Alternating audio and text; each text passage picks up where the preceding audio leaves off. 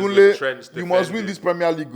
You must. Pressure day. Don't do this underdog story. You have champions in your team already. You've got a great squad that was challenging for a title last season. You got a new manager, fresh ideas, fresh bounce. He's got Trent Alexander-Arnold defending. You guys are finally opened your eyes when it came to a guy like Gravenberch as well. I was telling you guys about him. Arsenal wanted him a couple seasons ago. Like, he's not good, he's not. But look at him this season. It was always coming. So Liverpool, the pressure is on. Top of the league. Let's see what you go do.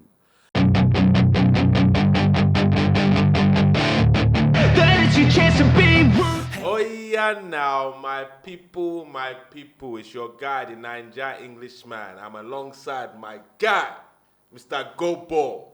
Can they be in the building? I'm not really in the best of energy right now. I don't really have that energy, that enthusiasm, that spirit you have right now going on, because right now on the table I am where I'm not meant to be. So I don't see why you're all jumpy and all. Well, I hear it. It's a new week.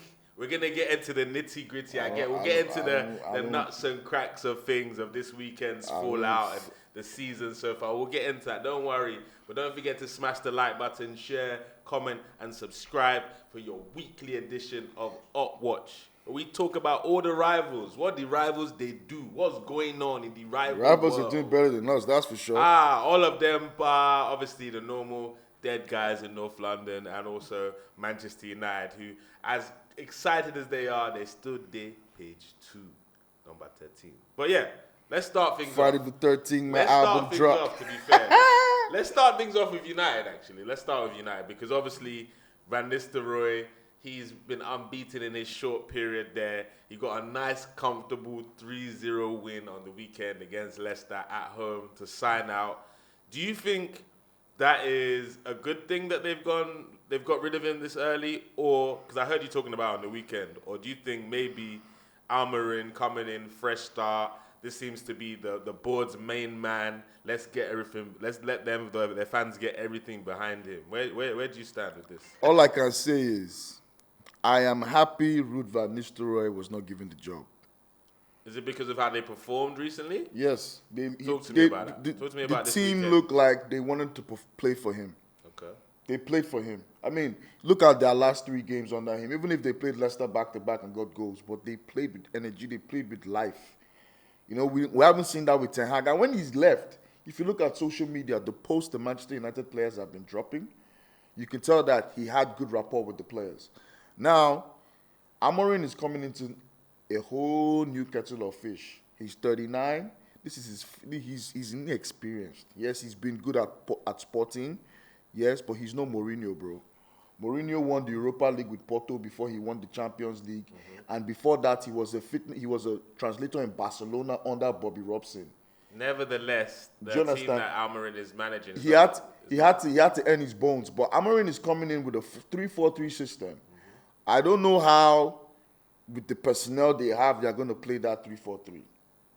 We saw Delete with 3-4-3 in Bayern Munich. We saw how that went. But here's one thing. Obviously, Man United, they played well. One thing I've noticed about them is they seem rejuvenated. They're creating chances, especially in that Leicester game as well. They never looked like they were going to lose that game. But remember last time when Man U had Solskjaer and the morale was high, a Manchester United legend come back to the club, and then they kept him for a little bit too long. Maybe with the fact that Van Nistelrooy has ended it on a high. This new Almiron is coming in on a high rather than the doom and gloom of when Ten Hag was there. He's coming on a high. Morale is good. Players are refreshed. Do you not think that could be also a positive for Man U? I think Almiron is a positive for Man U. It's good for morale. It's good for that. But at the end of the day, my G, you're going into a problematic environment. What system is he going to play? 3-4-3. He has to get those players ticking. He has to climb up the table as soon as possible. You get, for me, I'm not saying he's going to be a disaster. I don't know what the future holds, but there are too many problems at Manchester United for him to just come and to be honest with you, there's only one manager that has succeeded playing 3-4-3 in the Premier League, and he won the league with it, and that was with Chelsea. I hear you, but as a young manager, you don't feel that he's in a position where he's still quite adaptable. Yes, 3-4-3 is what we know him for, But he's a young manager. Coming to Manchester United, come to a different league. He might learn like Pep did. My old style is not going to work. But Pep stuck with his style now. Yeah, but to an extent. He got better players. He got better players, but That's he also it. adapted a bit to the Premier League. It's not the same exact tiki-taka as we saw at Bayern or Barcelona. He's still within Pep's philosophy, but he adapted to the Premier League. As a young manager, Amorim maybe be able to. And this team are rejuvenated. Garnacho's looking like a new player. Who else? Bruno looks a reborn as well in the last few games, so you never know. Pep won the league without a striker. They adapted to him. Bro, Pep is a beast. But I hear what you're saying. But at the end of the day, for me, I think he has a lot of problems to solve. And how he handles that problem, especially from now to Christmas, without him experiencing a winter break, and those players are not his players. You need to get his players in. Now you're going to spend a lot of money. He has to. Is it that he has to work with what he has, or man, you are going to go and find money from? I don't know where they are going to find money from. Look, but I'm with you. I don't really. It's not as straightforward as it is, man. For sure. Disappointment. But coming on the back of a 3-0 win at home is after international break where he'll get some time with some of the players. It's not a bad place to come from. And you know, with the new manager bounce, that could carry them through to potentially January. Then you never know. They have us after 2 games. New manager bounce, so you never know. But we'll get to that. Talking about us, let's go into the biggest game of the weekend. Chelsea versus Arsenal. It was a must-win game for Arsenal on the back of 4 games without a win, 3 losses and a draw in all competitions. And at the Bridge, where Arsenal and Arteta have, we have a good record at the Bridge. I mean, we haven't lost. He hasn't lost at the Bridge in his tenure at Arsenal, I don't believe. I haven't even lost to Chelsea in a while, man. I don't remember. I think the last time Chelsea beat us was when Lukaku was in the starting lineup, and that was a while ago. So I don't know. Arsenal fans not necessarily were confident, but they believed that they could get 3 points, and it was at 3 points that we needed to get. I'm not going to lie to you. This might sound controversial. Kai Havertz, he had to stay on side for that first one. I'm not going to lie to you, bro. Because, he's watching the line with the player right there. He literally, all he needs to do is step quickly forward and then make the run. 1-0 Arsenal. Going into halftime, maybe 1-0, a different team. Maybe we get the second and we see the game out. But that's not how it transpires. You know how with us now, we don't take the chances. We don't get the luck of the green. We don't ride our luck, should I say. Because it was a quick free kick to put us in a good position. But at the end of the day, Arsenal left Neto free. 1 chance, 1 goal. And I don't know about you, I don't believe Chelsea would have scored if that goal didn't go in. Well, that was lack of concentration, and I blame Declan Rice for that goal because he was in the centre-back position. That space was open for Enzo Fernandez to pass that ball. That position should have been occupied by Declan Rice. If Declan Rice was there, instead of being in the centre-back position, which I don't know why he went there for, we don't concede that goal. And that's been the story of our season, especially against very good teams. We take the lead, we give away the lead. And it needs to stop. Hopefully, we have a lot of players that have been withdrawn from international duty. They need a break. Odegaard has announced that he's not going to Norway. He's not going to play for Norway. They need a break. They need to. Saka's not going. Yeah, Declan Rice is not going. They need to be refreshed. Speaking about Kai Havertz, the issue with Kai Havertz is I think Arteta is telling him to do too much. And yes, I agree. He should have stayed on side. But that's the problem about not being a natural striker. You think that was the issue there? A natural striker stays on side. But he's played that position long enough to know. Come on. I hear you, but come on. It's the fine margins. Yeah. It's the fine margins. But it happens to every player. For sure. It happens to every player. It happens to the best of them. But you got it in a nutshell. It's the fine margins. It's the fine margins. And we're getting them wrong. And it happens to, yes, we have been getting it wrong, especially that goal we conceded to Chelsea. We played well. We created chances. Martinelli, back and forth.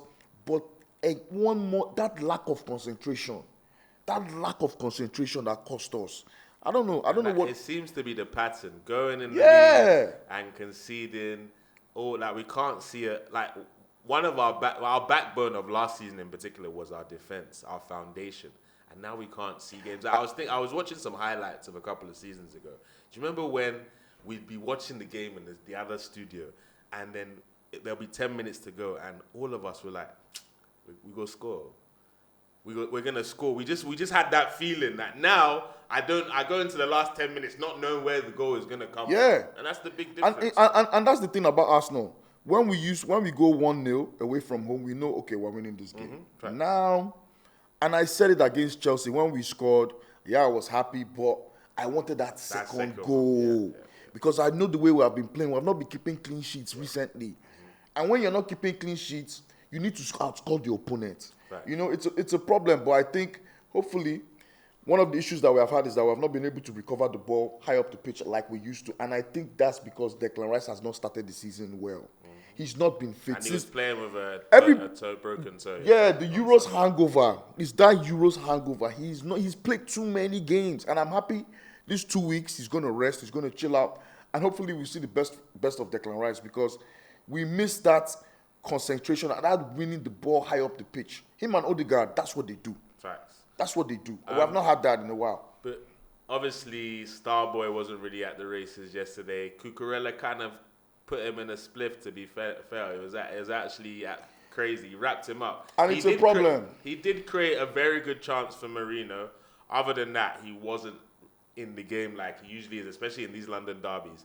But speaking of Marino, I know I said in my post-match that there wasn't a positive, but for me, Marino, I don't know, something about him in that game. He looked very neat. One of my criticisms of him is he doesn't keep... Yeah, for sure. One of the things that I criticized about him is his ability to turn, but he was turning in tight spaces, keeping the ball. I don't know if you noticed in the middle of the park, he was very, very... Marino keeps the ball very well. He's very tidy with the ball. I think people forget that this guy just came in from a different league. You know, he has to adapt. He has to settle down. You know, people expect video game performances. You buy a player, expect you just be explosive. Nah, he needs to adapt. He needs to understand the way we play. It's a different style of play. And unfortunately for him, he came into a team that dipped in form. If we were playing well, we will not be talking about, Marino is this, that, we sacrifice striker for Marino. It's just unfortunate that, yes, maybe we didn't do enough in the summer. Now I'm about to admit that. But I think with Marino, players like that, we're going to see the best of them very, very soon. And there's one last player I want to talk about before we go into the Chelsea side of the game. Is this the beginning of the end of Leandro Trossard? Can it be? I hope not. But there's been talk of Saudi Arabia, flirting around. Maybe that's what's going on in his head. But Leandro Trossard has been terrible this last couple of weeks. He was clutch for Arsenal last season. So I don't know what's going on. Maybe he needs a break. Maybe he needs to be a reset. But, it happens in football when things are not just happening for you. Unless you are Messi or Cristiano Ronaldo, when things are not happening for you, bad times will come. It's just how you play your way through it. Because right now, we can't even blame Trossard because the whole team, in fact, is not really playing. I hear you, but the red card, the misplaced passes, the missed chances when, in really good situations. Yesterday is one of the games. There's so many things with this boy. And as much as Arsenal fans, I'm talking to you Arsenal fans that prayed and went to do praise and worship to make sure Trossard starts matches. It's proven he can't start games. That's the fact. He's super sub at the very best. And even that, he's not been able to do well.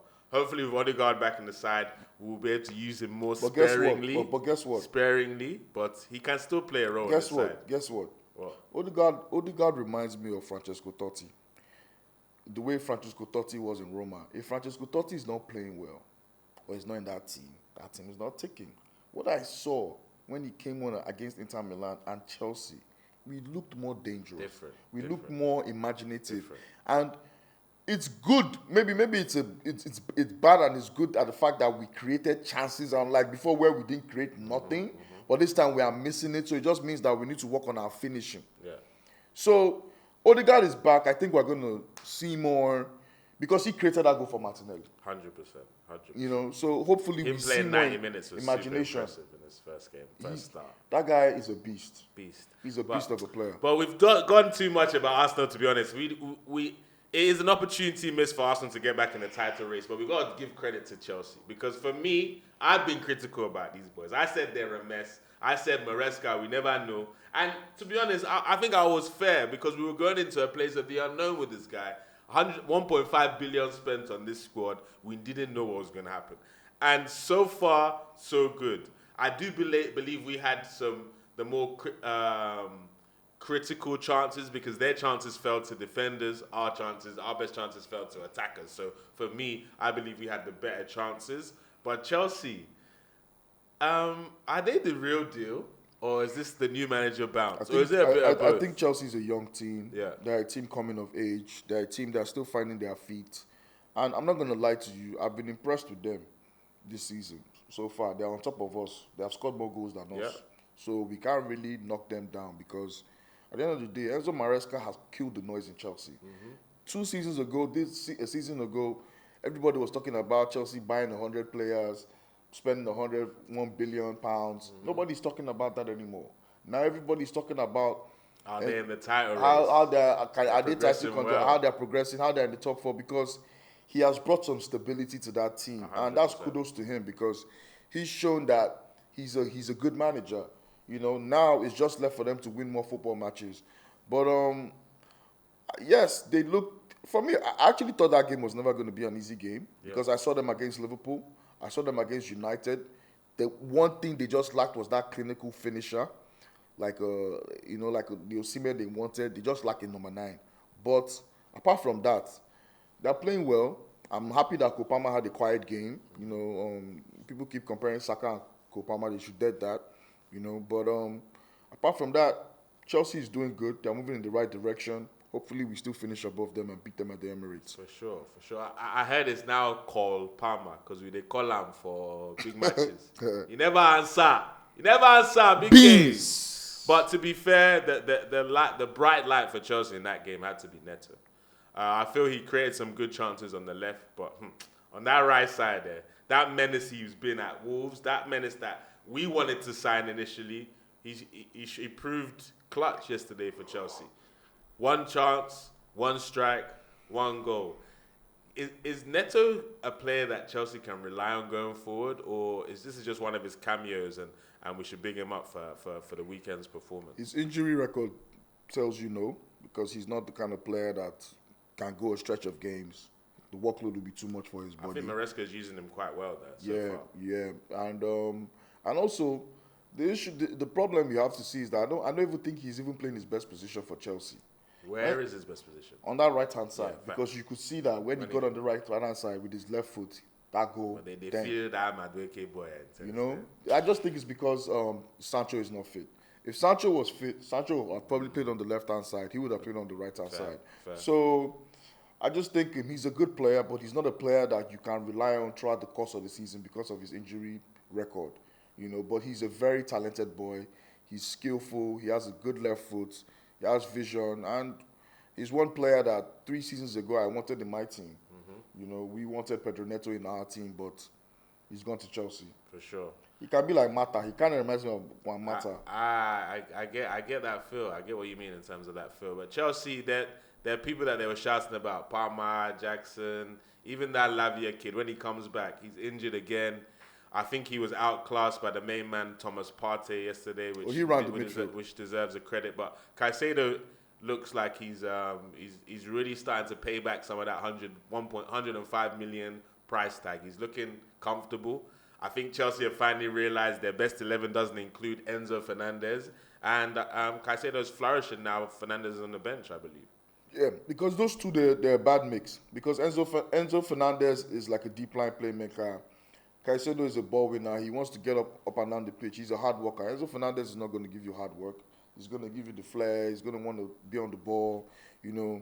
But Caicedo is one player that I wanted to replace Thomas Partey, but he's a good player. He's coming into light, and who knows? He might be a Chelsea legend, but you know, it is what it is. Look, Chelsea, as good as they've started this season, the last 3 games, Newcastle, Liverpool, Arsenal, they got 4 points out of a possible 9. Do with that as you may. Does that show progress? I don't know. Chelsea fans are still happy with a point at home against in a London derby. I believe they should be. Regardless, last season you got a draw against us, so be a little bit more ambitious. But with that being said, as much as it hurts to say, Chelsea are looking good. Maresca's looking good. Let's see how it goes. But I want to talk about the champions. The blue side of Manchester. And, oh boy, Pep Guardiola is in a scenario he's not used to being in, Kanebi. 4 losses in a row in all competitions for Pep Guardiola. Or is it 5? I don't even know. Hopefully Tottenham beat them. If Tottenham can beat them. But I see them bouncing back. For sure, but let's analyze this Brighton game, because look, the Brighton game, I don't know if you saw the first half, City were all over them. They had chance on chance. So Vino should have got his first goal. Yeah, the keeper made a couple saves. Good saves as well. Haaland put them 1-0 up. Half-time, 1-0 up against Brighton. On a normal day, or Kanebi, City see that game out. 2-0, maybe a dirty 1-0. Or even 3. You know, the funny thing is, Brighton are not pushovers. Brighton... For sure, this new manager is Brighton really come back from losing positions to win games or draw games. They did it to us. They did it to United. They've done it to City now. The only team they have not done it to is Liverpool, because they scored first against Liverpool. If you score Brighton first, they're coming back. But they scored Liverpool first. So Brighton are not pushovers. They're a young team, young talented team with a young manager that has imagination. And right now, they're not scared of anybody. Facts. That's the thing. They're not scared. When you have a young team like that, they're playing without fear. They know that win, lose, or draw, nobody expects much from us. And they're doing great. I'm not going to lie to you. We're going to play Brighton away from home. That's going to be a tough game. A very tough game. That's going to be a tough game. And 2 players that changed the game, and big up the manager, his substitutions. João Pedro and a debut for this new guy, O'Reilly. Yeah, so those 2 substitutions changed the game. That's when the manager uses his tactics to change the game. And then they were a different team. Chances and chances and chances. It was one of them, either they're going to root to miss the chances or it was coming. Those are the 2 scenarios that I could see happening in that game. Once it went 1-1, there was only one winner of that game. And Brighton, with their great football, their great scouting team, there's this boy... Baleba, something like that. But they just keep churning them out. They still have Minte, they have Mandringa. You know, the funny thing is, people underestimate how Brighton has been run in this last couple of years. They lost Graham Potter, they got De Zerbi.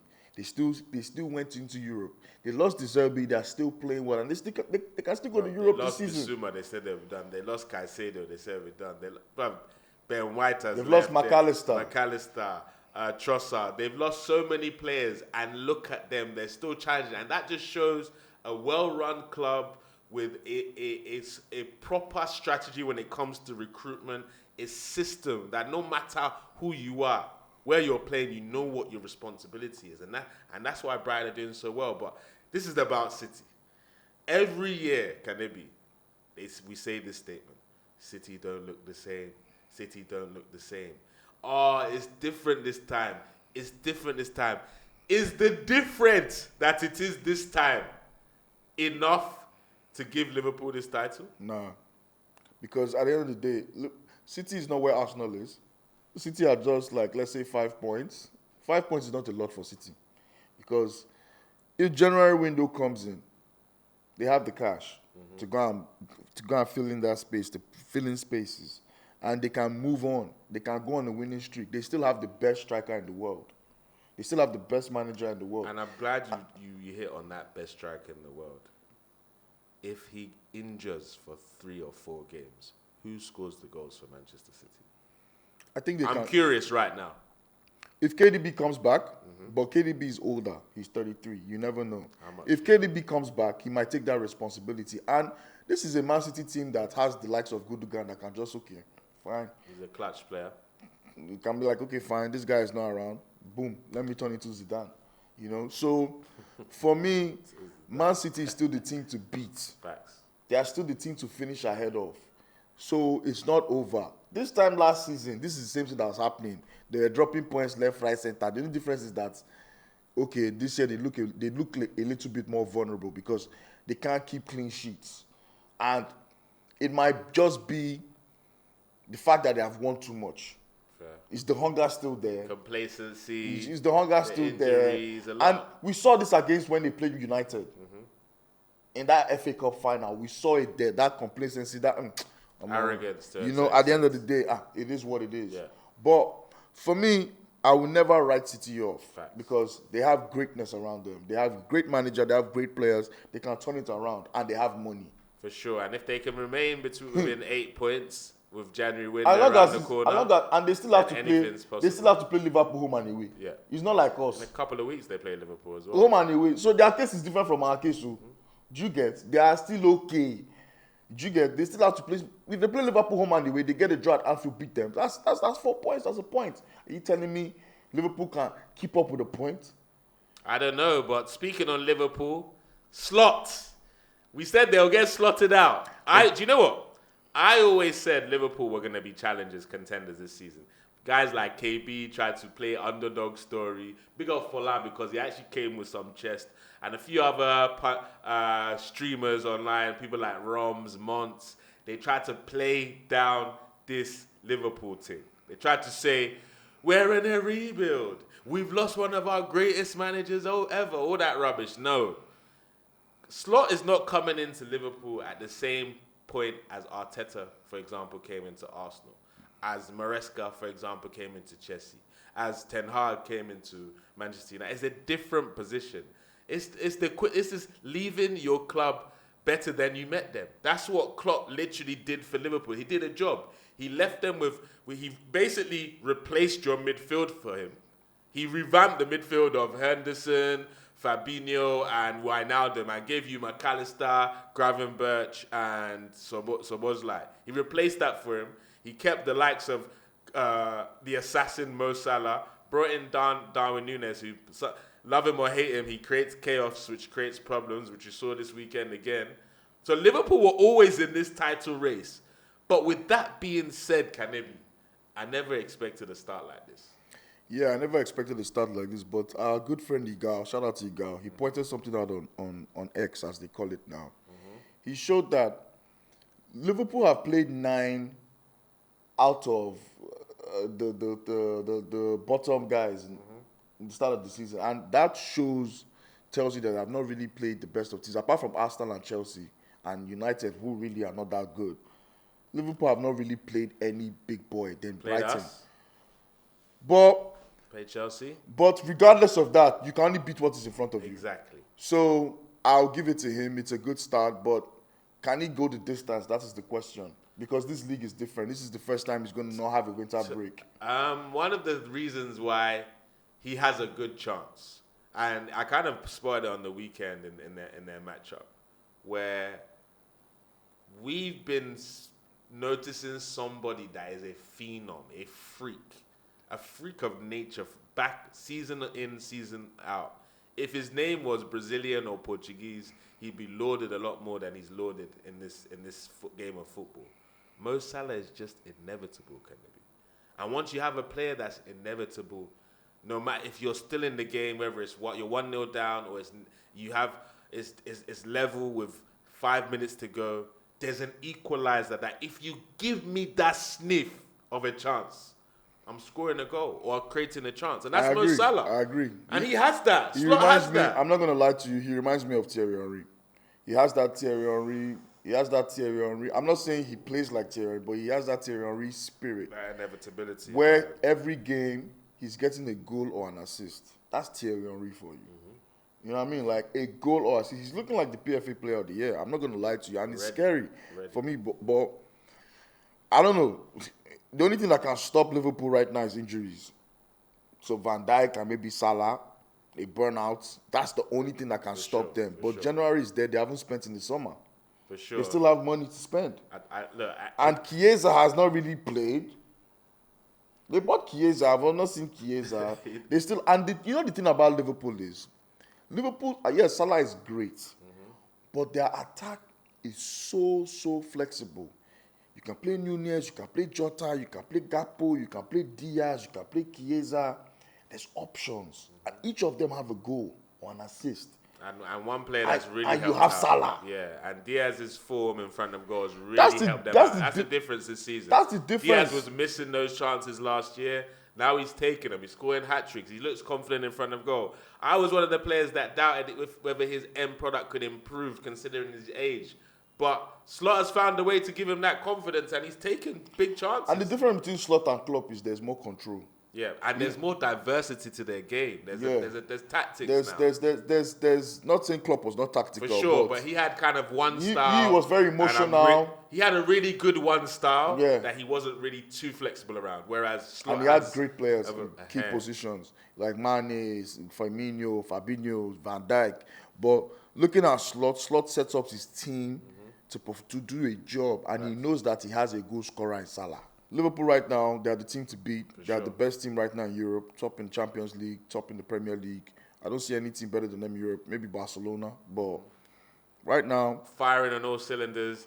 Slot's done wonders with Trent's defending. You must win this Premier League goal. You must. Pressure day. Don't do this underdog story. You have champions in your team already. You've got a great squad that was challenging for a title last season. You got a new manager, fresh ideas, fresh bounce. He's got Trent Alexander-Arnold defending. You guys are finally opened your eyes when it came to a guy like Gravenberch as well. I was telling you guys about him. Arsenal wanted him a couple seasons ago. Like, he's not good, he's not. But look at him this season. It was always coming. So Liverpool, the pressure is on. Top of the league. Let's see what you go do. But before we end this thing, make we laugh Spurs. Hey, quickly to wrap it up. Spurs, they're just gifting victories to teams that don't have victories. Crystal Palace, come collect. Ipswich, come collect. Come on, Ipswich. You're at home, for goodness sake. I heard Kemme effing and blinding and screaming upstairs in the studio. It was painful to hear. We had to close the door. We're going to have to get some soundproof when it comes to Kemme and that pain she's going through. Week in, week out. She was like, it's enough, Kadepi, it's enough. It's not enough. You picked this. Spurs are your destiny. You picked this. And this weekend, a 2-1 loss against Ipswich. The Tractor Boys. Farmers, can they be talk to me about this weekend and Spurs? Talk to me. I don't know what you want me to say. I don't know what you want me to say. All I know is, you see, the problem is that football club, they only look at Arsenal. They don't look at any other thing. Their bar is Arsenal. They don't think about, let's be a good team. Let's progress. Let's make it to Europe. Let's win the cup. Let's win the trophy. Everything is always about Arsenal for them. And it's that obsession for Arsenal that has made them the way they are. Because I'm not going to lie to you, Spurs fans, they actually think they are better than us. Bro, they're amazing. They actually think they're a bigger club than us. And during this weekend, shout out to me, he was posting to me, that we're appointed, after this weekend, we'll be on top of the title challengers. You know, I'm like, bro, you haven't even won your game, says Ipswich. You thought Kulusevski, Brendan Johnson, will come through. Look, let me tell you guys, man. You guys need to win something. You can't go this long being a football fan, buying jerseys, singing all these dumbass songs, screaming on the TV. I've seen at least 3 Premier League titles. I've seen about 10 FA Cups. I haven't seen the Champions League. That's the only thing I haven't seen. You ain't seen it either. As a Nigerian fan, I've seen the Nations Cup. As a Brazilian fan, I've seen the World Cup twice. So, Brazil fan, come on. So, I'm not going to lie. Y'all need to get something, man. Something. Y'all need to get something. You guys told me with stats, Romero is better than Saliba. You told me Maddison was better than Odegaard. You told me Udogi was the best left back in the league. You told me all these things. You guys are hyping everything. Ange at the wheel.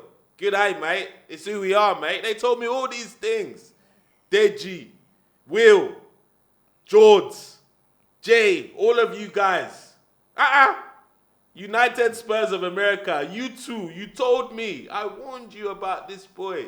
Just know your role. Know your position. You're just on the same level as Leicester. This is what I've been preaching to you. You guys are the same level as Leicester. No, they're not. Leicester won the Premier League title. Hold on. In the Premier League era, they're the type of fans that you lot should be. When Leicester fans win a game, they're not talking about challenging for this, challenging for that. They're just excited to win 3 points. You lot get so excited and talk about, we're going to win this, we're going to challenge for this. Stop it. Stop it. Know your role and shut your mouth and know your position. It's the history of the Tottenham. And there we have it. Your Upwatch. Top 6 show. You know what it is. Glad to be part of this beautiful complaining session. Catch us weekly and hold us to that. Don't forget to smash the likes, share, comment, subscribe. Tunnel TV. We out of here.